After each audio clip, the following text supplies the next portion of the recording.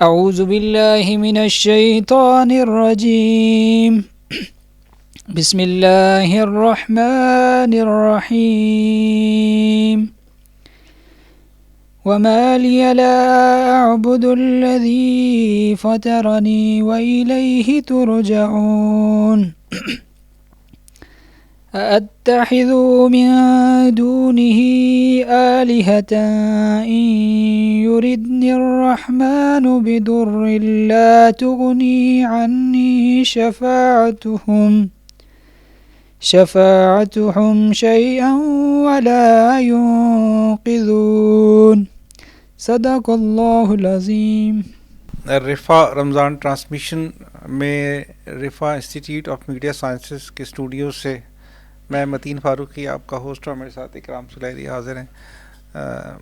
رمضان کی ساعتیں تیزی سے گزر رہی ہیں اور اب ہم دوسرے عشرے میں بھی تقریباً درمیان میں داخل ہو گئے، وہ بھی اپنے اختتام کی طرف بڑھ رہا ہے، وہ بھی اپنے اختتام کی طرف۔ گویا رحمت کا عشرہ بھی سایہ فگن تھا، پھر مغفرت کے عشرے میں اب ہم ہیں، اور اس کے بعد پھر آتش جہنم سے نجات کا عشرہ بھی ہمارے سر پر ہی کھڑا ہے۔ اور رمضان کا مہینہ کچھ ایسی آتا ہے اور خاموشی سے دبے پاؤں چلا جاتا ہے، اور جس کو اس مہمان کی نوازش اور خاطرداری کرنی ہوتی ہے وہ کر لیتا ہے، جس کو اللہ توفیق دے۔ اور نبی کریم صلی اللہ علیہ وآلہ وسلم تو رمضان کی تیاری شعبان سے ہی فرمایا کرتے تھے اور اس کی تلقین بھی کیا کرتے تھے۔ آپ صلی اللہ علیہ وآلہ وسلم کا ذکر ہو تو ہمیں نعت ضرور سننی چاہیے ان کی مدحت میں۔ ہم چلتے ہیں ایک نعت رسول مقبول صلی اللہ علیہ وآلہ وسلم کی جانب، نعت سے واپس آتے ہیں۔ کوئی تو ہے جو نظام ہستی چلا رہا ہے، وہی خدا ہے، دکھائی بھی جو نہ دے، نظر بھی جو آ رہا ہے، وہی خدا ہے، وہی خدا ہے، وہی خدا ہے، وہی خدا ہے۔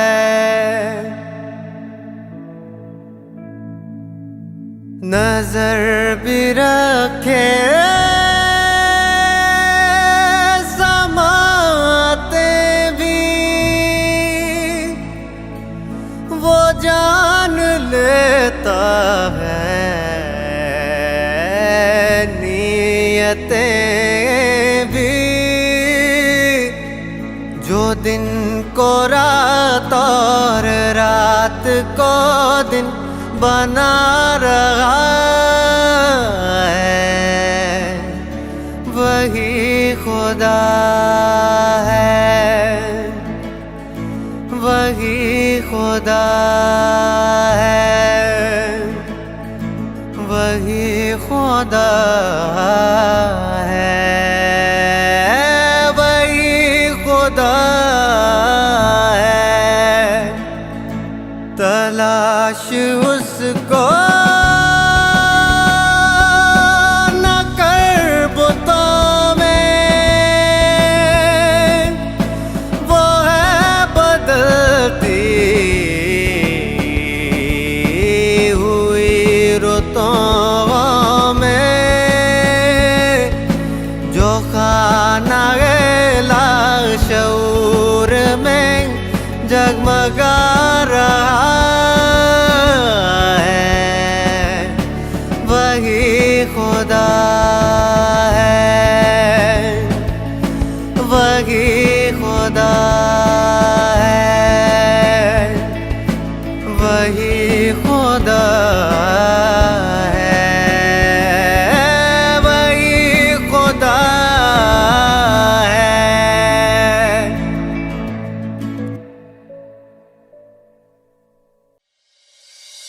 MS Media Studies, specialization in digital marketing. To stay on top of the growing competition in digital marketing, you are required to learn and adapt rapidly evolving new apps, algorithms, technologies, and methods. What make you distinguish from other? You have the skills, knowledge, and aptitude. If you have a degree in any social management, media, or any other allied sciences, or you are working in any digital agency, just walk in for an interview and discuss your career plan at RIFA Institute of Media Sciences.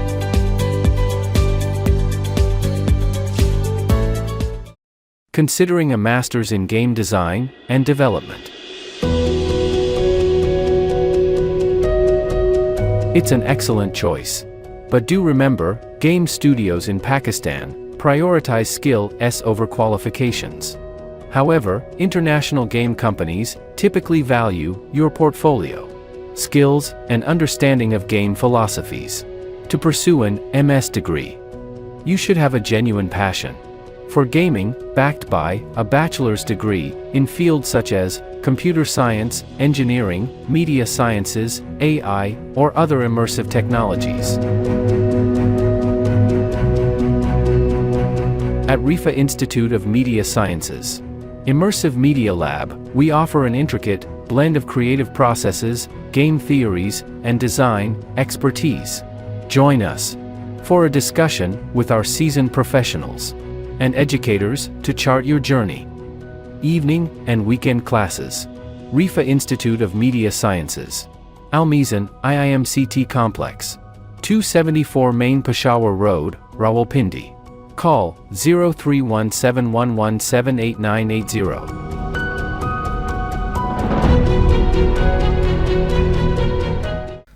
नात रसूल मकबूल सल्लल्लाहु अलैहि वसल्लम समाअत फरमा रहे थे आप। इकरम भाई, हम कुछ रमज़ान के अशरे में दाखिल हुए हैं तो रमज़ान के नेकियों के मौसम बहार पे भी बात करेंगे। और एक चीज़ आपने गौर की हो कि बल्कि हम सारे देखने वालों ने कि एक होता है पहला रोज़ा ज़िंदगी में, पहला रोज़ा रखा है। मैंने भी पहला रोज़ा रखा, आपने भी पहला रोज़ा रखा, हम सब ने एक पहला रोज़ा ज़रूर रखा। ज़ाहिर पहला ही रोज़ा रखा तो ऐसा कोई भी नहीं मिला कि जिसने कहा हो कि मैंने दूसरा रोज़ा पहले रखा। तो पहला ही रोज़ा रखा गया। अच्छा, अब पहला रोज़ा रखने में बच्चे का जो भी हाल हो, भूख से, प्यास से, मतलब वो बेचैन हो, इस्तराब हो, ज़बान पे कांटे लग गए हों, सब कुछ हो, मगर हमने कभी भी अपनी ज़िंदगियों में, हम सारे लोगों ने ये नहीं सुना कि घर वालों ने उस बच्चे का रोज़ा तोड़वा दिया हो या उस बच्चे ने खुद हिम्मत हार ली हो कि वो नहीं, अब तो मैं बस मेरी बस हो गई और मेरा पहला रोज़ा तो नाकाम हो गया और मैं तो बस अब ज़ोहर से आगे जा ही नहीं सकता यहाँ से, ये तो मेरे बस की बात ही नहीं है। मतलब ये अजीब काम करते हैं आप लोग, रोज़ा वोज़ा रखते हैं। तो ऐसा कोई वाक़या हमने सुना ही नहीं, कभी हमारे मुशाहिदे और तजर्बे में आया ही नहीं।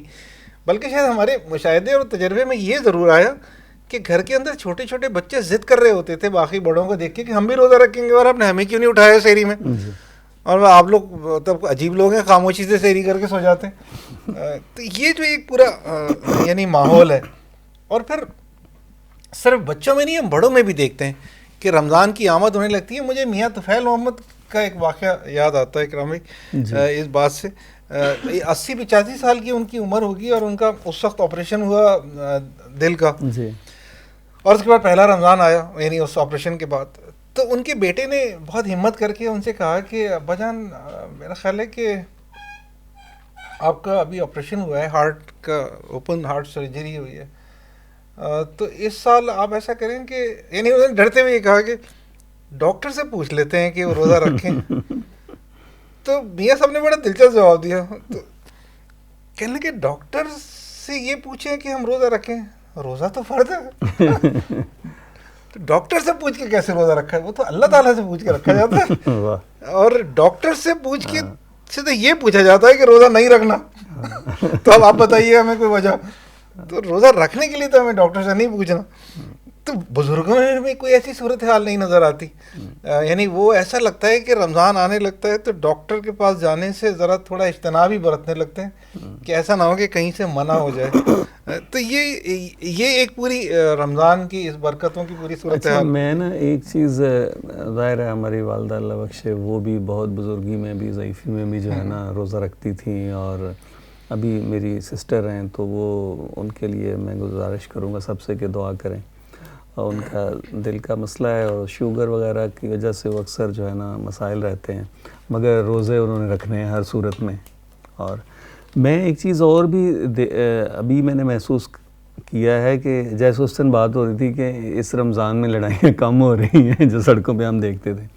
ایک چیز اور متین بھائی مجھے لگتا ہے کہ جیسے پہلے زمانے میں پتہ نہیں ڈاکٹر زیادہ منع کرتے تھے کہ جی نہیں یہ, لیکن اب شاید ان کی بھی یہ ریسرچ میں آ گیا ہے یا ان کی پریکٹس میں آ گیا ہے کہ روزہ جو ہے وہ صحت میں اضافہ ہوتا ہے. یہاں تک کہ وہ جو بتاتے ہیں کہ یہ جو میڈیسن ہے یہ صبح دوپہر شام کھانی ہے, اس کا بھی انہوں نے ٹائم بتا دیا ہے کہ اس کو آپ اس طرح سے کر لیں کہ افطاری کے فوراً بعد ایک ڈوز جو ہے وہ لے لیں اور ایک کہیں رات کو, یعنی 4 کیونکہ اس کے بعد ٹائم ہوتا ہے. تو وہ بھی, اور اب میں نے دیکھا ہے ویسے کہ اب ڈاکٹرز جو ہے نا بہت زیادہ وہ نہیں اصرار نہیں کرتے, اور بلکہ وہ اس کا کوئی حل بتاتے ہیں, وہ جیسے یہی کہ جی اس دوائی کو آپ اس ٹائم پہ کھا لیں اور اس کو اس ٹائم پہ کھا لیں, یا یہ زیادہ زیادہ کہیں گے کہ سحری میں آپ یہ لے لیں اور افطاری میں آپ یہ چیز جو ہے وہ نہ کھائیں, اس چیز سے روزہ جو ہے نا افطار کر لیں. لیکن میں نے دیکھا ہے کہ اب یعنی وہ وہی والی بات ہے. ہاں یہ ہو گیا کہ فاسٹنگ جو ہے وہ انسان کو, ہاں بالکل رمضان کے علاوہ بھی کریں تو ایسا ہی ہے. صحت کے لیے بہتر. یعنی جیسے ہم کہتے ہیں نا کہ 11 مہینوں کی ایک ٹریننگ ہوتی ہے, تو اصل میں ہمارا معدہ جو ہے نا یہ اس کی بھی ایک طرح سے میں سمجھتا ہوں کہ ٹریننگ ہی ہو رہی ہوتی ہے. اور ایک چیز یہ بھی دیکھنے میں آئی ہے کہ عام حالات میں بعض چیزیں ہم اگر کھا لیں تو ہمارا پیٹ خراب ہو جاتا ہے, لیکن ہم سحری میں افطاری میں بہت ساری بے اعتدالیاں ہو بھی جاتی ہیں مگر پھر بھی چل جاتا ہے, کیونکہ ایسا اللہ تعالیٰ نے اس کے اندر کوئی برکت کا پہلو رکھا ہے. بلکہ سحری کے بارے میں تو باقاعدہ کہا گیا ہے کہ سحری کھایا کرو, یعنی اس میں جو ہے وہ برکت بھی ہے. اور پھر یہ ایک حدیث میں یہ بھی ہے کہ سحری کھایا کرو, یہ تمہارے اور یہودیوں سے تمہیں کرتی ہے, الگ کرتی ہے. یعنی یہودیوں کا یہ طریقہ کار تھا کہ یہ سحری نہیں کرتے تھے, اور عیسائی بھی نہیں کرتے, اور یہ بھی نہیں کرتے تھے, اور وہ ویسے ہی روزہ رکھ لیتے تھے, یا اس کو کوئی اہمیت نہیں دیتے تھے, یا کبھی کسی وقت کھا لیتے تھے. یہ عموماً گھروں کا معاملہ ہے. مطلب کل ہی کی بات ہے, میں اپنے گھر میں ہم سحری کر رہے تھے تو میرا چھوٹا والا بیٹا نہیں نظر آ رہا تھا, تو وہ تھوڑی دیر بعد آیا, تو میں نے کہا تم کھاؤ گے نہیں؟ کہنے لگا میں نے کھا لیا ہے. تو پھر میں نے اس کو یہ حدیث سنائی, میں نے کہا کہ بیٹا یہ اللہ کے نبی صلی اللہ علیہ وسلم نے سحری کی تاکید فرمائی ہے, اور اس لیے کہ ہم یہودیوں سے مختلف ہوں, وہ سحری نہیں کرتے, اور سحری کو یعنی اہتمام سے کریں. تو کہنے لگا اچھا مجھے نہیں اس کا علم تو.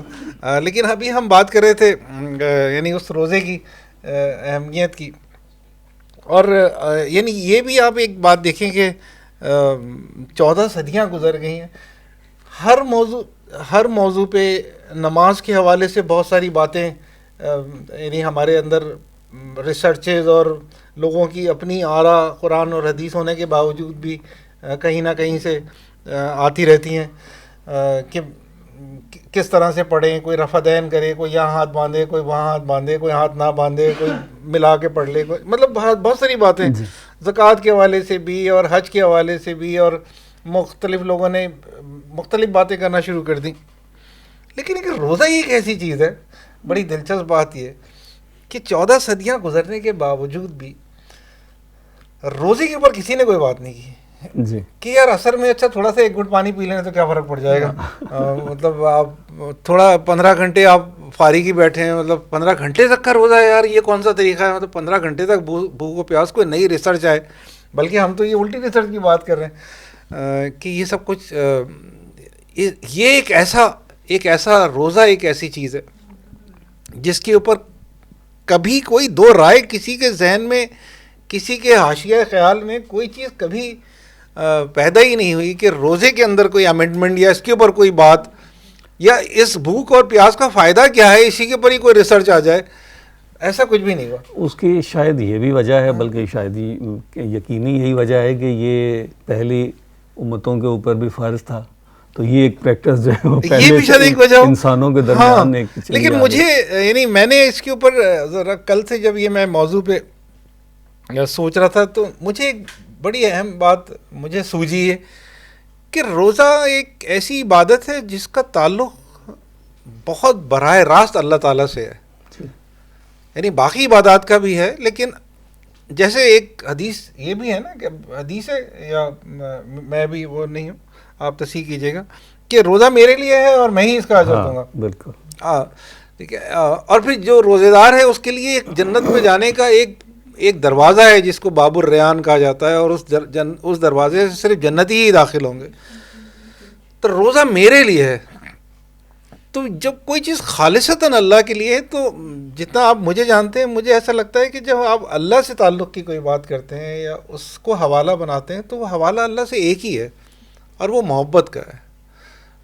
تو جب کسی کے خاطر کوئی محبت میں بھوک پیاس بھی برداشت کر لے تو پھر یہ محبت بہت شدید انتہا کی. اچھا ہم چونکہ رمضان کا حوالہ ایسا چھڑ گیا کہ ہم یہ سارا اہتمام ظاہر ہے کہ اسی کے لیے ہے مگر اسی میں ہم شاید اپنے فارمیٹ کو تھوڑا سا نہیں میں فارمیٹ پہ آ رہا ہوں. اچھا میں نے کہا کہ شاید آپ کے نہیں میرے ذہن میں ہے. اچھا تو میں وہ بھوک پیاس کے حوالے میں بات کر رہا تھا کہ یہ جو بھوک پیاس کی جب بات آ جاتی ہے نا جب پیٹ میں آپ کے روٹی نہ ہو اور پیاس سے آپ کے حلق میں کانٹے چبھ رہے ہوں تو ایسا لگتا ہے جب آپ قرآن کا مطالعہ کریں کہ اللہ تعالیٰ کو جو سب سے زیادہ پسندیدہ چیز ہے اور سب سے زیادہ ناگوار چیز ہے وہ ایک ہی ہے کہ کسی کے پیٹ میں روٹی نہیں ہے کسی کے حلق میں کانٹے ہیں اور آپ اس کی مدد نہ کریں.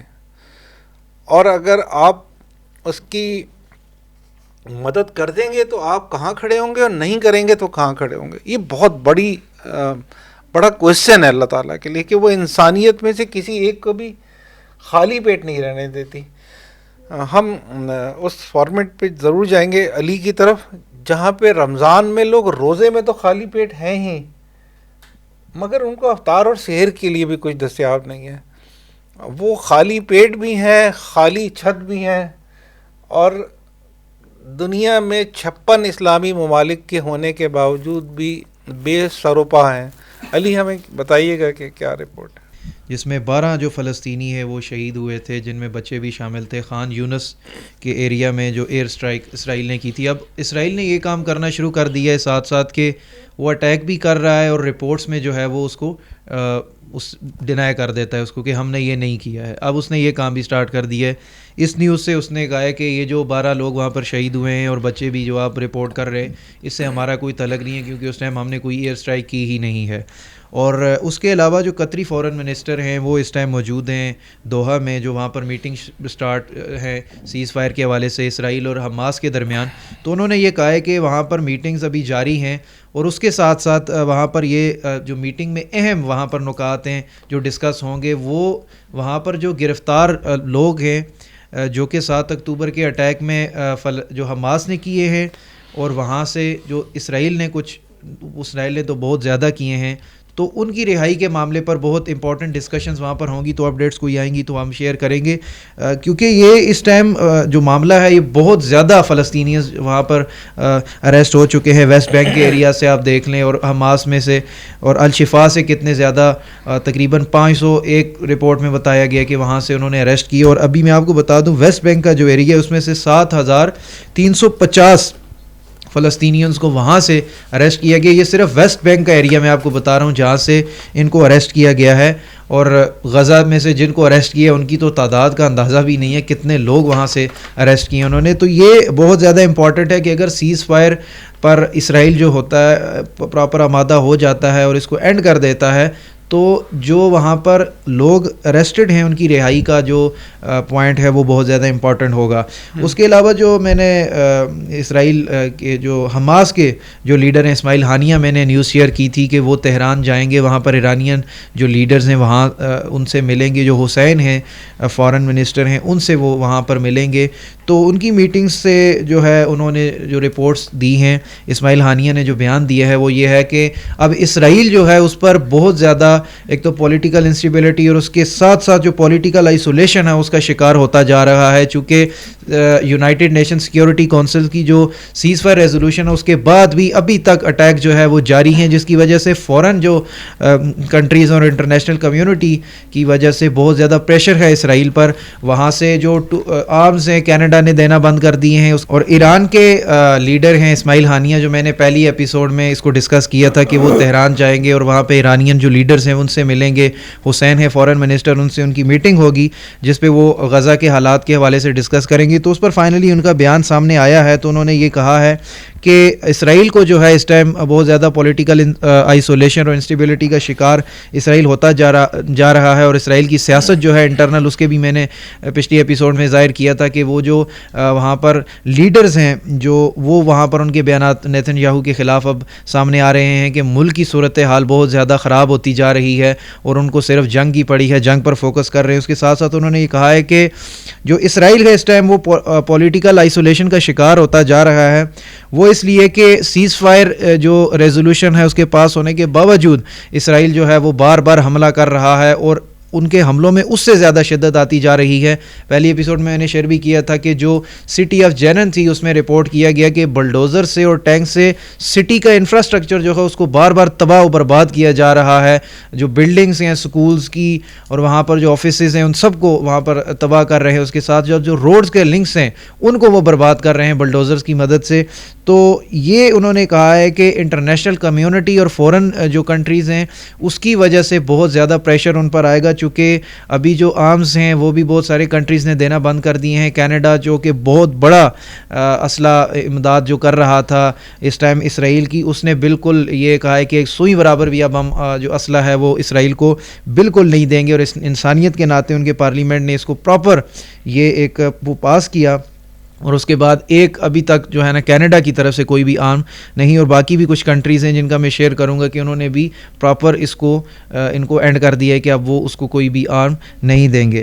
اس کے علاوہ جو اسرائیلی ڈیفنس منسٹر ہیں انہوں نے یہ بہت امپورٹنٹ نیوز ہے، انہوں نے یہ کہا ہے کہ اگر یہ سیز فائر کی مدد سے اینڈ ہو جاتی ہے، یہ جینوسائڈ جو چل رہی ہے وہاں پر جو وار چل رہی ہے، تو انہوں نے یہ کہا ہے کہ حماس پہ یہ جو غزہ ہے اس پہ نہ ہی حماس پھر کنٹرول رہے گا حماس کے اس جنگ کے بعد، نہ ہی اسرائیل کا. اگر جنگ ختم ہوتی ہے تو نہ ہی پھر حماس اس پہ حکومت کرے گا، نہ ہی اس پہ لیڈرشپ چلے گی، نہ ہماری چلے گی. البتہ ہم کوئی اور الٹرنیٹیو ڈھونڈیں گے، کوئی اور حل ڈھونڈیں گے جو وہاں پر گورنمنٹ کا ہوگا. البتہ ہم دونوں پارٹیوں میں سے اس میں سے کوئی بھی اس پر اس کے لیڈرشپ کا یا جو گورنمنٹ کا حق ہوگا وہ نہیں ہوگا اس پر. یہ ایک امپورٹنٹ نیوز تھی. اس کے بعد جو یو این سیکیورٹی جو سیکٹری ہیں انہوں نے یہ کہا ہے کہ اس ٹائم یہ بہت زیادہ ضرورت ہے کہ ہم غزہ کو امداد سے بھر دیں، مطلب سیلاب آ جائے جیسے غزہ میں امداد کا ہم یوں ایک سچویشن قائم کر دیں. چونکہ انہوں نے یہ کہا ہے کہ یہ بہت ہی شرمناک ہوگا اور یہ بہت ہی شرمندگی کا باعث ہوگا کہ ایک قوم جو ہے وہ بھوک کی وجہ سے وہاں پر ختم ہو گئی، حالانکہ پہلے سے جو سیز فائر کا جنگ بندی کا اعلان تھا وہ بھی ہو چکا تھا، اور اس کے بعد بھی لوگ وہاں پر بھوک اور پیاس کی وجہ سے وہاں پر وہ مر گئے. تو یہ ہمارے لیے بہت شرمندگی کا باعث ہوگا اور یہ بہت شرمناک ہوگا. اس لیے انہوں نے یہ کہا ہے کہ ہمیں جتنی زیادہ ہم جو امداد ہے وہ وہاں پر پہنچائیں اور لوگوں کو سیو کریں. اس کے علاوہ اسرائیلی میں نے ایک نیوز شیئر کی تھی کہ جو وہاں پر مروان عیسیٰ ہیں جو حماس کے کمانڈر ہیں ان کو شہید کیا تھا. تو حماس نے کلیم کیا تھا اسی منتھ کے شروع میں. تو حماس کی جو باقی جو لیڈرشپ ہے اس نے کہا ہے کہ اس کی کوئی اتھینٹک نیوز نہیں ہے اور نہ ہی کسی ایسی ایئر اسٹرائک کی، کیونکہ اسرائیل کلیم کر رہا تھا کہ اس نے ان کو شہید کیا ہے. تو انہوں نے کہا ہے کہ ایسی کوئی بھی اتھینٹک نیوز نہیں ہے ہمارے پاس کہ وہ وہاں پر شہید ہوئے ہیں یا کسی ایئر اسٹرائک کے نتیجے میں وہاں پر شہید ہوئے ہیں. تو یہ جسٹ ایک کلیم ہے اسرائیل کا اور اس کے علاوہ کچھ بھی نہیں ہے. اب میں آپ کو بتا دوں کہ ظلم کی ایک انتہا ہوئی ہے کل. اگر آپ نے رپورٹس دیکھی ہوں، نیوز دیکھی ہوں، انسانیت کے حقوق کی دھجیاں اڑائی گئی ہیں کل غزہ میں. کچھ گروپ تھا سویلینز کا، ان کو بے دردی سے وہاں پر پہلے شہید کیا گیا، پھر بلڈوزر کی مدد سے ان کو اٹھا کر وہ مٹی میں دفنا دیا گیا. ہوا کچھ یوں کہ جب کچھ سویلینز تھے وہاں پر گروپ تھا، انہوں نے جب اسرائیلی ملٹری کو اپنی طرف آتے ہوئے دیکھا تو انہوں نے سفید پرچم جو کہ امن کی نشانی ہوتی ہے وہ لہرائے اور بار بار وہ کہہ رہے تھے کہ ہم سویلینز ہیں، چونکہ ابھی جو ہے جو جنگ ہے وہ صرف یہ مجاہدین سے ہے. اسرائیل تو بار بار یہی کہہ رہا ہے کہ ہماری جنگ جو ہے جب تک یہ ٹیررسٹ وہاں پر غزہ میں ہے تو ہم اس کو نہیں چھوڑیں گے. تو ابھی تک تو سویلینز ہی وہاں پر شہید ہو رہے تھے. تو اب اس کی ایک اعلیٰ مثال رپورٹس کے مطابق سامنے آ چکی ہے کہ وہاں پہ ایک گروپ تھا، اس نے جھنڈا بھی لہرایا اور ساتھ ساتھ بار بار کہتے تھے کہ ہم سویلینز ہیں، ہم سویلینز ہیں، مگر ان کو بے دردی سے وہاں پر فائر ان پر اوپن ہوا ہے اور ان کو بے دردی سے قتل کیا ہے. اور اس کے بعد ان کے ساتھ ہوا یوں ہے کہ پھر ان کو بلڈوزر کی مدد سے اٹھایا اور اٹھا کے سائڈ پہ کر دیا، جس کے بعد حماس نے اس نیوز کو بہت زیادہ اس پہ افسوس کا اظہار کیا اور انہوں نے یونائٹڈ نیشن سے یہ کلیم کیا ہے کہ آپ جن ہیومن رائٹس کی بات کرتے ہیں وہ کہاں ہیں، آپ جس سیز فائر کی آپ نے بات کی تھی وہ کہاں ہے، آپ یہاں پر حالات دیکھ رہے ہیں یہ چل رہا ہے. تو الجزیرہ نے یہ کلیم کیا ہے کہ انہوں نے یہ جو ویڈیو تھی، یہ ایک ویڈیو سامنے آئی تھی جس میں الجزیرہ نے اس کو کیپچر کیا تھا. تو الجزیرہ نے یہ اسرائیلی ملٹری کے جو لیڈرز ہیں ان کو بھی بھیجی، ان تک جب بھجوائی گئی تو اس پر انہوں نے رپورٹ یہ دی کہ یہ ایڈیٹڈ ویڈیو ہے، یہ فیک ویڈیو ہے، ہمیں اس واقعے کا کوئی بھی علم نہیں ہے کہ وہاں پر کچھ ایسا ہوا ہو. البتہ ہمارے جو یہاں پہ پروفیشنلز ہیں وہ اس کو چیک کریں گے اور اس کے بعد آپ اندازہ لگا لیں، جس طرح میں نے پہلے کہا تھا کہ بار بار وہاں پہ حملے کر کے، قتل کر کے، ایئر سٹرائکس کر کے بعد میں منکر ہو رہے ہیں کہ ہم نے تو یہ کیا ہی نہیں ہے. اور اس کے علاوہ ابھی تک میں آپ کو بتا دوں کہ وہاں پر جو مجموعی تعداد ہے شہید ہونے والوں کی اور زخمی ہونے والوں کی وہ ابھی تک کتنی ہے، تو ابھی تک 74,899 جو لوگ ہیں وہ وہاں پر شہید ہو چکے ہیں اور اس کے علاوہ 32,490 جو لوگ ہیں وہاں پر ابھی تک زخمی ہیں. تو یہ وہاں کے کچھ حالات ہیں. پچھلے یہ تھوڑا الٹ ہو گیا. جی 32,490 لوگ شہید ہو چکے ہیں اور 74,899 لوگ وہاں پر زخمی ہوئے ہیں ابھی تک غزہ میں. تو یہ کچھ نیوز تھی 24 آورز کی. صحیح. اچھا یہ ایک عجیب پوری صورتحال آپ نے دیکھی، ایسا لگتا ہے کہ جیسے میرے گھر میں کچھ لوگ گھس آئے ہیں اور میرے بچوں کو شہید کر دیا انہوں نے اور اب وہ نکل نہیں رہے وہاں سے، اور سب لوگ مل کے ان کو کہہ رہے ہیں کہ وہ یہاں سے نکلو. تو وہ یہ کہہ رہے ہیں کہ ہم نکل تو جائیں گے لیکن یہ جو صاحب ہیں ان کا بھی گھر میں عمل دخل نہیں ہوگا، ان کا بھی کوئی عمل دخل نہیں ہوگا. بالکل. اور بس مطلب وہ تھوڑی دیر کے لیے ہم رک جاتے ہیں تو تم جو ایک دو رہ گئے ان کو کھانا وانا کھلا دو. تو مطلب واٹ از دس ایکچولی؟ آپ ایک تو یہ کہ دیر از نو وار ایکچولی، دیر از نو ایکچولی ملیٹنٹ اور مجاہدین اور بٹوین دا کلیشز کچھ بھی نہیں ہے ایسا. کوئی فوج تو نہیں، کوئی فوج نہیں ہے. مطلب فلسطین میں کون سی فوج ہے؟ اچھا. اور یا وہ حماس جس کا نام بار بار لیا جاتا ہے، میں پہلے بھی پروگرام میں یہ کہہ چکا ہوں کہ آج تک کبھی دنیا نے فلسطین میں رہنے والے اور شہید ہونے والے اور غمزدہ کسی باپ بیٹی بزرگ کسی سے یہ ان کے منہ سے نہیں سنا کہ حماس لڑ رہی ہے ان کے خلاف تو ہمارے ساتھ ایسا کچھ ہو گیا، یا حماس کا کوئی ذکر وہاں پہ آیا ہو. مطلب وہ تو وہ مسئلہ سب کا مسئلہ ہے نا. وہ مسئلہ اس چھوٹے سے بچے کا بھی ہے جو آپ نے یاد دیکھا ہوگا غالباً دوسرا انتفاضہ تھا تو اس میں ہم دیکھ رہے تھے کہ وہ تصویریں آئیں کہ ایک بچہ ہے، اس نے ساتھ ایک فیڈر بھی پکڑا ہوا ہے اور ساتھ اس کے ہاتھ میں ایک پتھر بھی ہے. یعنی ان لوگوں کے لیے تو وہ، یعنی ان لوگوں کے نزدیک تو وہ ایک طرح سے سارے ٹیررسٹ ہیں نا. بات تو یہ ہے، لیکن بات یہی ہے کہ وہ تو ان کا گھر ہے، ان کے گھر کے اوپر تو کسی اور نے چڑھائی کی ہے نا. اور وہ وہی والی بات ہے کہ چونکہ یہ سارے کے سارے ان کے اعلی کار ہوتے ہیں، اور وہ جو ہم اس میں بات کر رہے تھے اقبال والی کہ وہ یہ جو ان کی جو شارگ ہے وہ پنجہ یہود میں ہے، یعنی یہ جو ارباب اختیار ہیں. اصل بات تو جو ہے نا وہ والی ہے.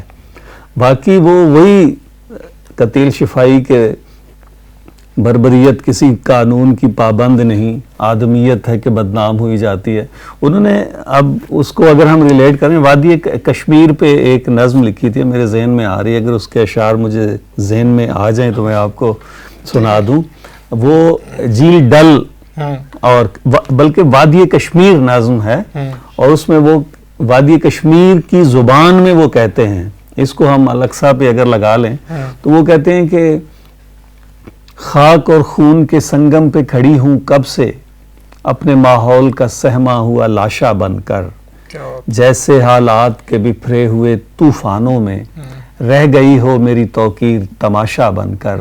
میرے باغات، میری ڈل، میرے میٹھے چشمے حرص کی گرم ہواؤں سے جھلس جائیں گے. مجھ کو محسوس یہ ہوتا ہے کہ مہلت پا کر حرص کے سانپ میرے حسن کو ڈس جائیں گے. میں ہوں مختار جسے چاہوں بناؤں اپنا، جبکہ دنیا میں مساوات کا دور آیا ہے. میرے جوبن پہ ہوسکار نگاہیں نہ رکیں، میں نے سینے میں دھڑکتا ہوا دل پایا ہے. وہ بات یہ ہے کہ وہ جو وہی جس کی آپ بات کرتے ہیں کہ وہ گریٹر اسرائیل کی جو بات آپ کرتے ہیں کہ اصل میں تو ان کے وہی مقاصد ہیں، ان کی نظر جو ہے نا ان کے گھر پہ ہے. اور بڑے عجیب و غریب قسم کے واقعات ہیں کہ آپ کو پتہ ہے کہ جو ابھی اسرائیل کا جو علاقہ ہے اس میں جو مسلمان بھی کچھ رہتے ہیں، یعنی وہ کچھ عرصہ کے لیے اگر کسی وہ اپنے گھر سے نکلتے نہیں ہیں، شادی پہ نہیں جا رہے ہوتے. اس طرح کے واقعات بھی آئے ہیں کہ وہ اپنے کسی عزیز کی شادی پہ گئے اور واپس آئے تو پتہ چلا ان کے گھر پہ قبضہ ہو چکا ہے. اس طرح کے کئی واقعات ہیں کہ وہ ان کے گھروں کو اور ان کی جائیدادوں کے اوپر یا کئی اس طرح کے قوانین لاگو کریں گے کہ اچھا جی یہ کوئی آپ نے اس کی خلاف ورزی کی ہے قانون کی، آپ نے یہ کوئی 1 انچ جو ہے نا اس کا آگے بڑھ گیا ہے، کوئی شیڈ بڑھ گیا ہے تو اس کو گرایا، پتہ چلا کہ سارے کے سارے کو جو ہے نا وہ مسمار کر دیا ہے. تو وہ وہی والی بات ہے کہ یہ سارے کے سارے قوانین جو ہے جب تک کوئی ایسی اتھارٹی نہیں ہوتی، اقوام متحدہ تو ہم جانتے ہیں اس کی کیا حیثیت ہے، اس کی قراردادوں کی حیثیت، کتنی قراردادیں ہیں جو کشمیر کے حوالے سے اقوام متحدہ کے فورم پہ موجود ہیں، مگر کئی سال گزر گئے، کچھ نہیں ہو سکتا بھی جو ہے نا وہ نہیں ہو سکتا. چلیں اس وقت ہمارے پاس اسٹوڈیو میں کچھ مہمان بھی ہیں، مہمان کیا بلکہ ہمارے اپنے لوگ ہی ہیں. طلحہ بھی مستقل ہمارے ساتھ ماشاءاللہ ہوتے ہیں اور آج حمزہ ہیں. تو ہم ایک تو خوش آمدید کہتے ہیں حمزہ کو رمضان ٹرانسمیشن میں، اور ہم تھوڑی سی بات کر رہے تھے رمضان نیکیوں کا موسم بہار. تو ایک تو اس موسم بہار میں کی ایک عجیب دلکشی ہے اور ایک عجیب کشش یہ ہے کہ نیکیاں کرنا آسان ہو جاتا ہے نسبتاً باقی مہینوں کے. ایسا لگتا ہے کہ جیسے بس سب لوگ ایک دوسرے کو سپورٹ کر رہے ہیں، پورا ماحول جو ہے وہ اللہ کی طرف رجوع کرنے میں آپ کا معاون ہو گیا ہے. طبیعت بھی کچھ اس طرف چلی جاتی ہے کہ کچھ نرمی آ جاتی ہے لوگوں کی دلوں میں، اور سجدے میں بھی کچھ اچھا لگتا ہے، کچھ نمازوں کی پابندی بھی باقاعدہ سے ہوتی ہے. کیسا گزرا ہے Ramzan? Sir first of all thank you for inviting me. Sir جہاں تک بات ہے رمضان کی، جس طرح آپ کو پتہ ہے کہ ویسے تو بندہ انسان جو ہے 5 سے 6 گھنٹے بھوک برداشت نہیں کر سکتا پیاس پینے. ہاں عام دنوں تو یہی حالت ہے نا. رمضان میں دیکھیں اللہ پاک نے ہمارے اندر کتنا ایمان مضبوط ہمارا ہے کہ ہمت دی ہے کہ ہم 18 گھنٹے کے روزے رکھتے ہیں. گرمیوں میں تو 20 گھنٹے تک چلے جاتے ہیں.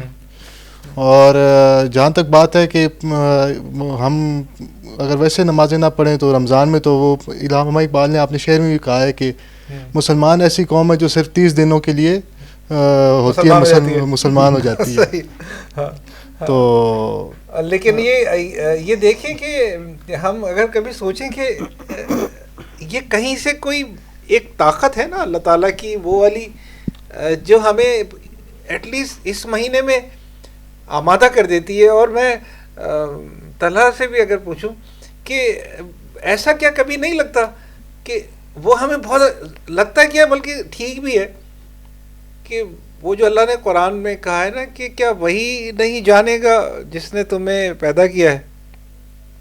یہ بالکل وہ والا جملہ ہے اکرام بھائی، جیسے ہم سب لوگوں نے اپنے والدین سے خوب شرارت جو کسی دن کی ہو یا کوئی ایسی حرکت کی ہو جس میں آپ سب لوگوں نے اپنے والدین سے یہ جملہ سنا ہوگا کہ تمہیں تو ہم ہی تو جانتے ہیں تمہیں اور کون نہیں جانتا.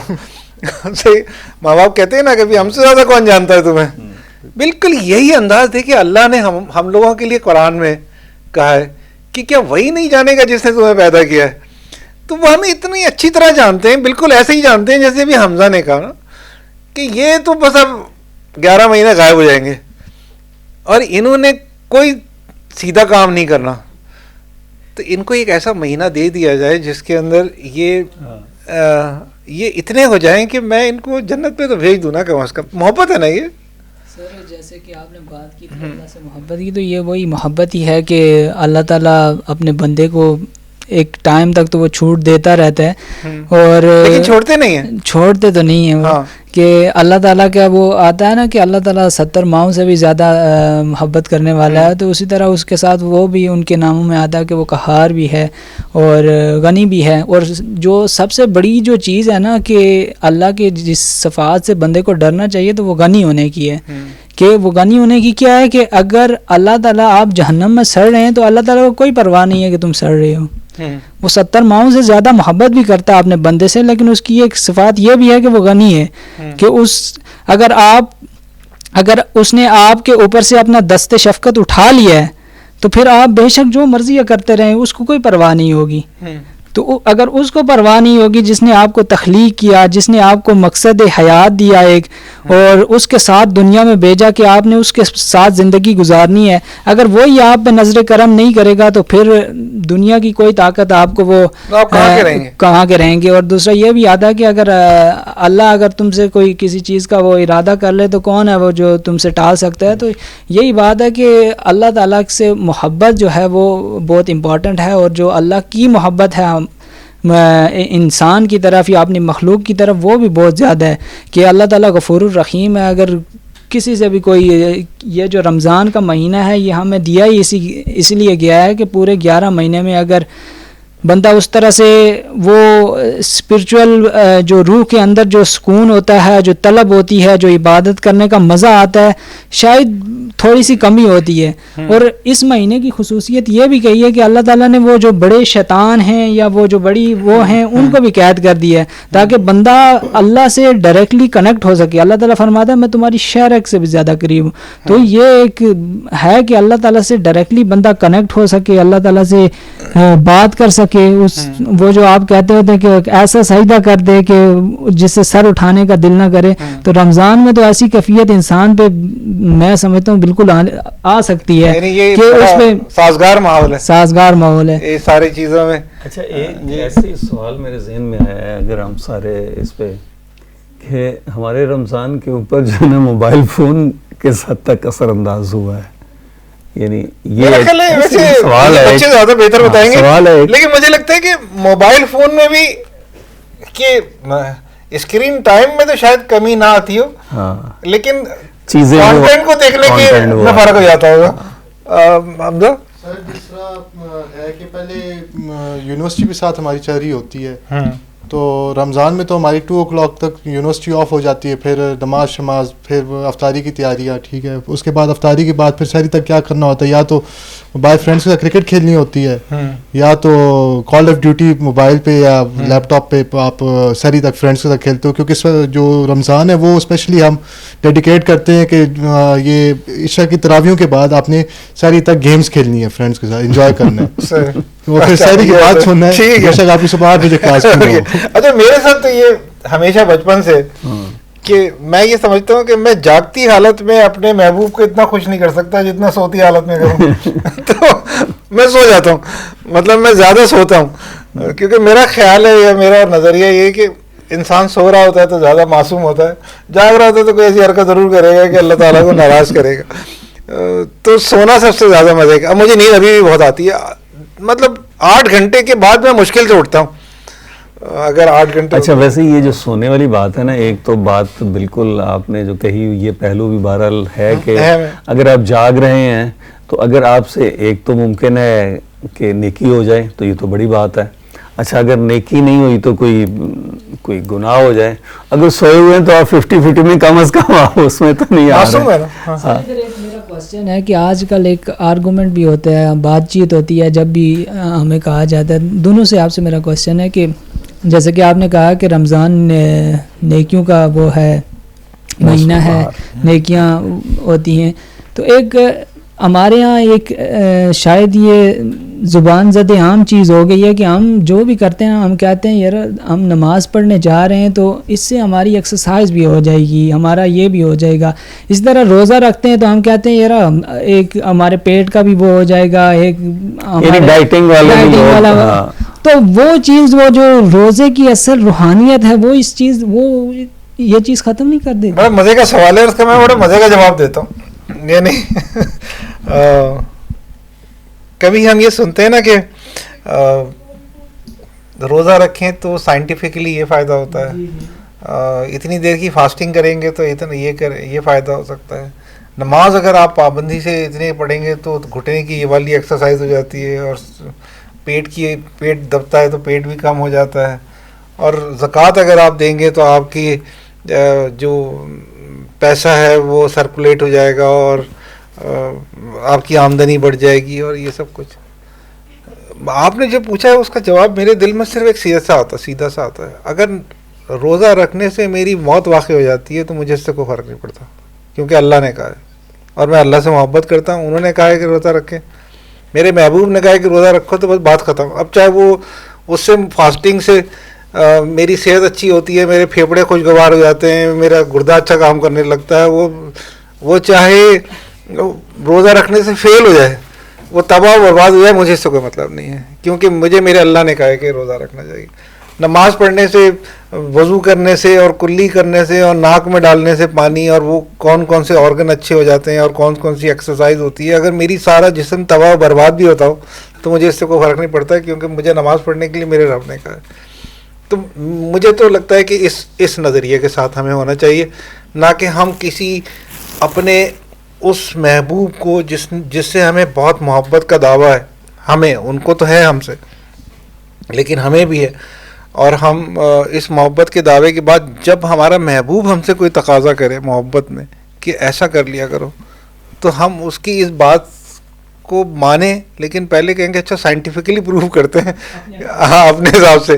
اچھا آپ سوچیں گے اگر آپ دنیا میں کسی سے محبت کرتے ہو اور آپ اس سے کسی خواہش کا اظہار کریں کہ یار یہ کام کیا کرو روزانہ, تو وہ کرے تو صحیح, لیکن ساتھ ساتھ یہ کہے کہ میں اصل میں یہ اس لیے بھی کر رہا ہوں, کیا کر رہی ہوں, کیونکہ مجھے اس سے, میں نے پوچھا تھا کچھ لوگوں سے اور میں نے کوئی ریسرچ پڑھی تھی, تو ہاں جو تم نے بات کہی ہے نا اس بات کے اندر یہ والے فوائد ہیں, تو ٹھیک ہے یہ کر لینا چاہیے. آپ کو کیسا لگے گا؟ یار میں نے کہا تھا نا, اب تمہیں کیا میری کہی ہوئی بات کافی نہیں ہے, تمہیں پہلے ریسرچ کی سپورٹ چاہیے تھی اپنی محبوب کی بات پہ عمل کرنے کے لیے.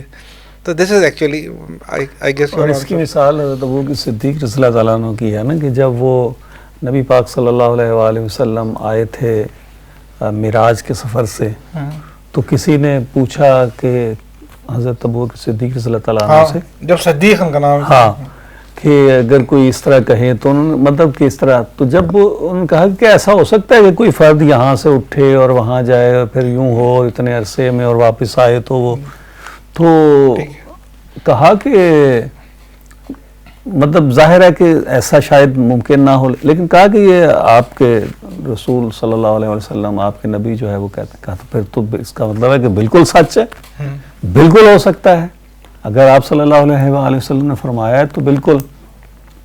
وہ تصدیق ایسی کی کہ اس کے بعد وہ صدیق جو ہے وہ ہو گئے.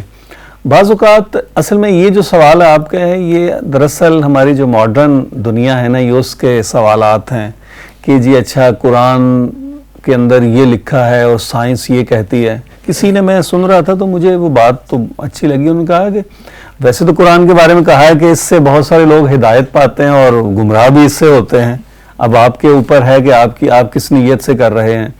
کہنے کا مطلب یہ ہے کہ کسی نے کہا کہ قرآن دراصل ہدایت کی کتاب ہے, ایک پوری, یعنی انسانوں کو ایک صحیح راستے پہ ڈال دیں اور پھر وہ جو اس دائرے کے اندر رہتے ہوئے جو مرضی کریں. ایک مثال ہے کہ ایک صحابی تھے اور وہ انہوں نے اپنا کوئی گھر تعمیر کیا اور ایک کھڑکی رکھی روشن دان, اور نبی صلی اللہ علیہ وسلم وہاں پہ سے گزرے تو فرمایا کہ یہ کیوں رکھا ہے, تو کہا کہ حضور یہ ہوا یا روشنی وغیرہ کے لیے. تو آپ صلی اللہ علیہ وسلم نے کہا کہ اگر تم یہ کہتے کہ اس میں سے اذان کی آواز آئے گی اور اس کے لیے مجھے ہوا اور روشنی تو آنی ہی آنی تھی, تو یہی حال یہ ہے کہ روزہ تو دراصل جب اللہ نے کہا کہ یہ میرے لیے ہے اور میں ہی اس کا اجر یا جزا دینے والا ہوں، تو یہی صورتحال دین کے باقی احکامات کے لیے بھی ہے کہ ہم نماز اللہ کے لیے پڑھتے ہیں، ہم قرآن اور جتنی بھی عبادات ہم اللہ کے لیے کرتے ہیں، باقی اس کے نتیجے میں اس کا جو فیض ہے وہ ظاہر ہے، وہ وہی والی بات ہے کہ ہم اس کے در پہ چلے جاتے ہیں. جب ہم اس کے در پہ چلے جاتے ہیں، ہاتھ باندھ کے کھڑے ہو جاتے ہیں، تو پھر وہ ہمیں خیر اور بھی بہت ساری ڈال دیتا ہے، بلکہ ہمیں نواز دیتا ہے کہ اور وہی جو جن لوگوں کے یہ والے مسائل ہیں کہ جی گھٹنوں پہ درد ہے اور فلاں، تو ہم کہ میں تو آ گیا ہوں، گھٹنے میں درد ہے، میں تو آ گیا ہوں آپ کے حضور جو ہے نا، چونکہ آپ نے کہا تھا میں آ گیا ہوں، تو وہ گھٹنوں کا درد دور کر دے یا اور بہت کچھ نواز دے، وہ اس کے اختیار میں ہے، کیونکہ وہ سوالی کو اور وہ جس کے در پہ آپ گئے ہیں وہ تو غنی ہے نا، جو آپ جیسے آپ کہہ رہے تھے، تو غنی تو نوازتا ہے. حمزہ کچھ کہنا چاہ رہے ہیں کہ آج دوسری طرف سے سوال آ رہا ہے. آج کل کے دور میں لوگ عبادت کرتے ہیں لوگوں کو امپریس کرنے کے لیے، جس طرح پہلے دور میں ہوتا تھا کہ لوگ عبادت کرتے ہیں اللہ تعالیٰ کو خوش کرنے کے لیے، اللہ پاک کو راضی کرنے کے لیے. لیکن آج کل کے دور میں جس طرح دیکھا جائے کہ پورے سال انسان کوئی نماز نہیں پڑھے گا، روزوں میں پڑھے گا، وہ بھی 100 بندوں کو ساتھ لے کر جائے گا مسجد، ٹھیک ہے، جس کے ساتھ پہلے خود نہیں جاتا تھا وہ کبھی مسجد، ٹھیک ہے، ہر جگہ پہ مسجد جا رہا ہوگا تو اسٹریک بھیجے گا اسنیپ چیٹ پہ، قرآن پاک پڑھا ہوگا تب بھی اسٹریک بھیجے گا، تسبیح پڑھا ہوگا تب بھی اسٹریک بھیجے گا، کسی کی ہیلپ کر رہا ہوگا تب بھی اسٹریک بھیجے گا. تو سر یہ دکھاوا نہیں ہے؟ بڑی اچھی بات کی آپ نے. یہ ایک سوال جو آپ نے وہ ہم تک داغ دیا ہے، اس سوال کا جواب پورا ایک پروگرام کا متقاضی ہے ایکچولی، لیکن میں چلیں اس کا اشارہ کہیں کرتا ہوں، اور یہ بہت اچھی بات آپ نے کہی ہے، ہم اس کے اوپر ایک پورا پروگرام بھی کر سکتے ہیں. دیکھیں آپ نے تو دیکھا ہوگا آج کل کے زمانے میں، آپ تو مسجد کی بات کر رہے ہیں. آج ہی مجھے صبح میری وائف موبائل میں دکھا رہی تھیں کہ مطاف میں خانہ کعبہ کے سامنے کچھ لوگ ایک دوسرے کو، وہ نہیں ہوتا چائے کے ہوٹل پہ بیٹھے ہوئے ایک دوسرے کی کندھا دبا رہے ہوتے ہیں اور کان میں روڑ رہے ہوتے ہیں اور کچھ یہ، اور اس کی وہ اسنیپ چیٹ بنا رہا ہے مطاف میں، خانہ کعبہ بیک گراؤنڈ میں، ایک تفریح ٹائپ کی کوئی چیز ہو رہی ہے، کندھے وندھے دبا رہے ہیں اور یہ سب کچھ کر رہے ہیں. ہم اس جگہ پہنچ گئے. اس جگہ پہ کیوں پہنچ گئے؟ یہ ایک بہت طویل جواب ہے، لیکن میں ایک مختصراً بات بتاتا ہوں آپ کو. دیکھیں، ایک جنریشن پیچھے، یعنی میں جب چھوٹا تھا، اسکول کالج کا زمانہ تھا، تو اس وقت جو معاشرے کی پوری صورتحال تھی وہ سچائی پہ مبنی تھی اور وہ اخلاص پہ مبنی تھی، خلوص کے اوپر کھڑا تھا معاشرہ، بناوٹ پہ نہیں کھڑا تھا. آج کا پورا معاشرہ بناوٹ پہ کھڑا ہے. میں نے کسی پروگرام میں ذکر کیا تھا کہ ہمارا پورا معاشرہ 100% 2 بیماریوں کا شکار ہے، مجھ سمیت، خود نمائی اور خود بینی میں. ہم جو ہیں وہ دکھاتے نہیں ہیں، جو نہیں ہیں وہ دکھانا چاہتے ہیں. میں امیر نہیں ہوں، امارت دکھاؤں گا. میں عالم نہیں ہوں، عالم بن کے دکھاؤں گا. میں سخی نہیں ہوں، سخاوت دکھاؤں گا سارے معاشرے کو کہ مجھ سے بڑا کوئی سخی نہیں ہے، مجھ سے بڑا. میں اپنے آپ کو ہر مجلس کا صدر بنانا چاہوں گا. میں ہر سڑک پہ لگے ہوئے سائن بل بورڈ کے اوپر اپنی تصویر دیکھنا چاہوں گا. یہ تو میری خود نمائی ہے جو آج کے معاشرے میں سب کے اوپر ہے، اور ایک خود بینی بھی ہے. یہ یعنی خود بینی یہ کہ دوسروں کو اپنے اوپر نمایاں کرنا، اور خود بینی یہ کہ ہمیشہ اپنے آپ کو بھی سب کچھ سمجھتے رہنا. میں نے ایک بات کہی تھی کہ جیسے آئینے کے سامنے زندگی گزار دینا، اپنے علاوہ کوئی نظر نہیں آ رہا، میں ہی نظر آ رہا ہوں اپنے آپ کو. اور ہم نے یہ بات اس پروگرام میں بھی شاید کہی تھی، یا کسی آف ایئر مجلس میں کہی تھی کہ اللہ نے ہمیں اس لیے نہیں بھیجا ہے، اللہ نے ہمیں اس لیے بھیجا ہے کہ ہم اس کی طرف منہ کر کے کھڑے ہوں. ہم ساری زندگی اپنی طرف منہ کر کے کھڑے رہتے ہیں. یہ خود بینی ہے. تو یہ جو 2 بیماری ہے نا بیٹا آپ نے جس کا ذکر کیا ہے، اس کی وجہ سے ہی یہ سارے مسائل پیدا ہوئے ہیں. پہلے یہ نہیں تھی، اور یہ ساری بیماری ڈیجیٹل میڈیا کا شاخسانہ ہے. صرف مجھے تو یہ لگتا ہے, maybe I am wrong, لیکن اس وقت مسجدوں میں, اکرام بھائی کو بھی یاد ہوگا, گاؤں دیہاتوں میں اور شہروں میں ایک جیسا ماحول تھا. میں ابھی کراچی شہر میں اپنے بچپن کی بات کروں گا, اکرام بھائی کہیں گے شیخو پورہ میں بھی ایگزیکٹلی یہی ہوتا تھا, ایگزیکٹلی یہی ہوتا تھا. محلے کا کوئی بھی آدمی اگر آپ کو دن کے آڈ ٹائم کے اندر کہیں باہر دیکھ لے تو وہ آپ کو تھپڑ مارنے کا پورا حق رکھتا تھا. محلے میں کوئی بھی کسی کے گھر بھی بلا رنگ و نسل, بلا مذہب کی تفریق کے کوئی یہ موضوع ہی نہیں تھا زندگی میں کہ وہ فلاں دیوبندی اور اہل سنت اور فلاں اور کچھ شیعہ اور سنی, مطلب یہ موضوع ہی نہیں تھا, یہ کہیں سے موضوع نہیں تھا کہ کنڈے اچھے ہوتے ہیں کہ نہیں ہوتے, تازیہ نکالنے چاہیے, نہیں عالم صحیح ہوتا ہے یا نہیں, وہ 12 لیول کا جلسہ یار یہ موضوع نہیں تھا, یہ کہیں نہیں تھا. جس کو کرنا ہے کرے, جس کو نہیں کرنا سبیل. ہم خود بچپن میں کتنی سبیلیں بناتے تھے, کوئی محرم ایسا نہیں گزرتا تھا جیسے محلے میں سبیل نہ بناتے ہوں. ڈبہ سا ایک لے کے سارے محلے کے بچے سارے گھروں میں جاتے تھے اور چندے جمع کرتے تھے اور سب لوگ دیتے بھی تھے. آج تک کبھی کسی محلے کے کسی فرد نے یہ نہیں کہا کہ سبیل بنانا بدعت ہے. اسلام کا کون سا ایسا موضوع ہے, تاریخ کا صفحہ ہے جس میں سبیل بنانا کہیں لکھا ہوا ہے؟ کسی نے نہیں کہا. ہو سکتا ہے نہیں ہو, لیکن کسی نے نہیں کہا, اس لیے کہ ان کا خیال تھا کہ بچے کسی نہ کسی طرح کسی نہ کسی ایک مثبت سرگرمی میں لگے ہوئے, اور اگر وہ سبیل بنانے کے ذریعے سے امام حسین کو یاد کر رہے ہیں تو ان کو یہی کرنے دو, سبیل بنانے دو. ٹھیک ہے سبیل غلط ہے لیکن کسی کو یاد تو کر رہے ہیں, کہیں تو جڑے. تو جو آپ کا سوال ہے نا, وہ بناوٹی دور کی پیدائش ہے. ہم جو نہیں ہیں وہ دکھا رہے ہیں. تو ایک آدمی اگر آپ مجھے بتائیں کہ کوئی اللہ سے واقعی محبت کرتا ہو اور وہ اس کی وجہ سے اللہ کے گھر جاتا ہو نماز پڑھنے, آپ سمجھتے ہیں کہ وہ موبائل نکال کے اسنیپ چیٹ پہ دکھائے گا؟ سوال ہی نہیں پیدا تھا. آپ دنیا میں کسی سے بھی محبت کرتے ہیں, میں بار بار ایک ہی مثال دیتا ہوں کیونکہ یہ مثال ہمیں سمجھ میں آتی ہے, کیونکہ محبت کے تقاضے ایک ہی ہوتے ہیں. آپ دنیا میں کسی سے محبت کرتے ہیں, مثال کے طور سپوز کریں کہ آپ کرتے ہیں, آپ کیا جب بھی کبھی تنہائی میں اس کے پاس ہوں تو اس کی اسنیپ چیٹ بنا کے ساری دنیا میں بھیجتے ہیں کہ دیکھو آج میں اپنے فلاں KFC میں بیٹھا ہوں یا کسی جگہ کسی پارک میں بیٹھا ہوا ہوں اور میں کھانا کھا رہا ہوں اپنے محبوب کے ساتھ, یہ اسنیپ چیٹ بنا نہیں بھیجتے آپ, اس لیے کہ وہ آپ کا پرائیویٹ معاملہ ہے.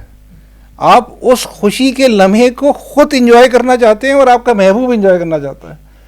تو اللہ کے واسطے جب آپ اللہ کے لیے خالص کوئی وقت کریں تو آپ خوش کریں اور اپنے محبوب کو خوش کریں. بھول جائیں کہ ریسٹ آف دی ورلڈ آپ کے بارے میں کیا سوچتی ہے. سمپلی وہ ایک قوالی ہے تو اس کا بڑا ایک خوبصورت سا جملہ مجھے یاد آ رہا ہے کہ ویخ ویخ کے جاویں کوئی ویکھے نہ. تو بات یہ ہے کہ ایک سعد بن اسد ایک صاحب, ان کی کتاب, تو اس میں انہوں نے انشائیے لکھے, تو ایک جگہ وہ لکھتے ہیں کہ ایسے ہی جو ان کے دل میں آیا نا انہوں نے لکھ دیا. مثلا وہ کہتے ہیں کہ میرا دل چاہتا ہے, میرا دل یہ چاہتا ہے, میرا دل یہ چاہتا ہے, میرا دل یہ چاہتا ہے. یعنی اس میں عجیب و غریب قسم کے بھی انہوں نے باتیں لکھ دیں کہ جیسے یہ کہ میرا دل چاہتا ہے کہ میں یہ کروں, یعنی ایک یہ بھی لکھا ہے کہ میرا دل چاہتا ہے کہ میں ایک طیارے میں بیٹھا ہوا ہوں اور وہ طیارہ جو ہے وہ تباہ ہو جائے اور اس میں واحد زندہ بچنے والا میں ہوں. اس طرح کے اور بھی بہت سارے لکھتے ہیں, لیکن ایک جملہ مجھے بہت خوبصورت لگا اور وہ مجھے پتہ نہیں کیوں, مجھے جو اب ہم بات کر رہے ہیں شاید اس پہ پورا بھی اترتا ہے. وہ کہتے ہیں کہ میرا دل چاہتا ہے کہ میں جو شدید گرمیوں کی دوپہر میں ننگے پاؤں مسجد میں جاؤں اور مجھے کوئی دیکھنے والا نہ ہو اللہ کے سوا. تو یہ چیزیں وہ ہوتی ہیں, وہ وہی والی بات ہے کہ وہ احساس پیدا کریں نا, وہ احساس نہیں ہے. مطلب مجھے آپ کی بات سے یاد ہے کہ کتنے لوگ ایسے ہیں جو روضہ رسول کے سامنے کھڑے ہو کے سیلفی بنا رہے ہوتے ہیں. آپ نے, ہم سب نے دیکھا ہوگا, ویڈیو چھوٹی سی بنا رہے تھے کہ پیچھے بیک گراؤنڈ پہ روضہ رسول ہے اور وہاں یوں کر کے سیلفی بنا رہے ہیں. یار جب آپ اپنے سب سے شدید محبت کرنے والے کے پاس ہوں تو آپ کو ذہن میں یہ کیسے خیال آتا ہے کہ آپ کیمرہ نکال کے تصویریں بنانے لگیں گے؟ میں تو کہتا ہوں دنیا میں بھی اگر کوئی محبوب ہے نا, آپ جس سے محبت کرتے ہیں اور آپ اس کے ساتھ ہیں اس لمحے, تو یہ آپ جو لوگ تصویر بنانے لگیں گے اس کا مطلب وہ اس لمحے اس محبت سے نکل گئے. آپ کو یہ خیال کیسے آیا؟ آپ کو بنانی ہے، آپ 100 دفعہ بنائیں، اپنے دل میں رکھیں اس خیال کو بھی. آپ نے موبائل نکال کے یوں کیا نا جیسے ہی، تو اس کا مطلب آپ اس لمحے اس تصور سے باہر آ گئے. جیسے ہی آپ نے موبائل اٹھایا، آپ روضے رسول پہ کھڑے ہیں اور آپ موبائل نکال کے تصویر بنا رہے ہیں. اس کا مطلب یہ کہ اس لمحے آپ کا محبوب آپ کے تصور خیال سے باہر ہو گیا ہے، آپ خود ہو گئے ابھی، اور آپ دنیا کو ابھی دکھانا چاہتے ہیں کہ میں کہاں کھڑا ہوں. وہ ابھی تو پہلے تو سیلفی بنتی تھی نا، ابھی ایک صاحب اسی جگہ حرم پاک میں کھڑے ہو کے یہ اس کے اوپر گیم کھیل رہے تھے موبائل فون کے، کسی دوسرے فرد نے یہاں سے وہ تصویر یا ویڈیو بنائی. تو اب تو یہ والا پہلو بھی ہے. وہ جو آپ تصویر کی بات کر رہے تھے، تو پیر فضل گجراتی ایک بہت بڑا نام ہے، پنجابی کے شاعر گزرے ہیں، تو ان کا ایک شعر مجھے یاد آ گیا کہ یہ جو آپ کو کیا اس تصویر کی ضرورت ہے یا جو میں ابھی بیان کرنے لگا ہوں اس تصویر کی ضرورت ہے. وہ کہتے ہیں کہ میں آپ تصور دے وچ راتی، میں آپ تصور دے وچ راتی سگویں یار دے نقش اتار لینا ہے، ایویں لوگ ہنیرے دے وچ آکھن کھچی کسے دی نئی تصویر جاندی. اب وہ کیا ہے کہ وہ کہتے ہیں جی گھوپ اندھیرے میں کوئی تصویر نہیں بنائی جاتی، تو وہ کہتے ہیں میں تو رات کو تصور کے اندر محبوب کے ہو بہو نقش جو ہے وہ اتار لیتا ہوں. تو یہ آپ کا تخیل ہے، اس لمحے کو آپ نے اپنی آنکھوں میں محفوظ کر لیا، اپنے دل کے اندر جو ہے وہ محفوظ کر لیا ہے، نہ کہ اس تصویر کو، کیونکہ وہ تصویر دراصل آپ نے دوسروں کو دکھانی ہے. ہاں، وہ محبت کرنے کے پیمانے ہم تبدیل ہو گئے. ہم جو اب کرتے ہیں محبت، وہ مجھے لگتا ہے وہ اس کے نام کی کوئی چیز ہے اس سے ملتی جلتی، وہ ایکچولی ہے نہیں. ہم سے کہا جا رہا ہے بار بار کہ اب پروگرام کا وقت ختم ہو گیا، تو ہم اس کو سمیٹتے ہیں. لیکن میں چاہوں گا کہ قرآن کے حوالے سے ایک نظم ہے، وہ اکرام بھائی آخری میں سنا دیں. اس نظم کے آپ جو ہمارے اسٹوڈیو میں موجود ہیں، میں ان سے کہوں گا کہ اکرام بھائی کی نظم پوری ہو جائے گی تو بس پھر ہمیں سائن آؤٹ کر دیے گا. اس سے پہلے میں یہ کہہ دوں گا کہ اگلے پروگرام میں انشاءاللہ ہم اسی موضوع کو دوبارہ کنٹینیو کرتے ہیں اور یہیں سے بات شروع کریں گے. لیکن سامعین کے لیے یہ یاد رکھنے کی بات ہے کہ رمضان المبارک اصل میں قرآن کا مہینہ ہے، اور بلکہ میں یوں کہوں کہ جو دونوں عیدیں آتی ہیں وہ بھی قرآن کی عیدیں ہیں. یعنی جو اب عید آئے گی رمضان کے بعد، عید الفطر، وہ بھی قرآن کی عید ہے، اور عید الاضحیٰ بھی قرآن کی عید ہے. عید الفطر اس لیے قرآن کی عید ہے کہ اس میں رمضان میں قرآن نازل ہوا اور اس کے جشن کی عید ہے. اور عید الاضحیٰ اس لیے قرآن کی عید ہے کہ اس میں قرآن کی تکمیل ہوئی اور قرآن کے تکمیل کے جشن کی عید ہے عید الاضحیٰ. تو دونوں عیدیں اصل میں قرآن کی عیدیں ہیں، اور قرآن ہمارے لیے جو رہنمائی لاتا ہے وہ صفحے نہیں ہے جس کو ہم عربی میں تلاوت کر کے اور بغیر سمجھے بوجھے اس سے گزر جائیں، اور اپنی زندگی میں اس سے ہم قرآن ہم سے کیا مطالبہ کرتا ہے، قرآن کے الفاظ ہم سے کیا کہتے ہیں، اللہ تعالیٰ قرآن میں ہم سے کیا کہنا چاہتا ہے، اس کو ہم کہیں طاق میں سجا کے کسی بلند جگہ پہ رکھ دیں اور کبھی کبھی اس پہ سے گرد جھاڑ کے اس کو آنکھوں سے لگا لیا کریں.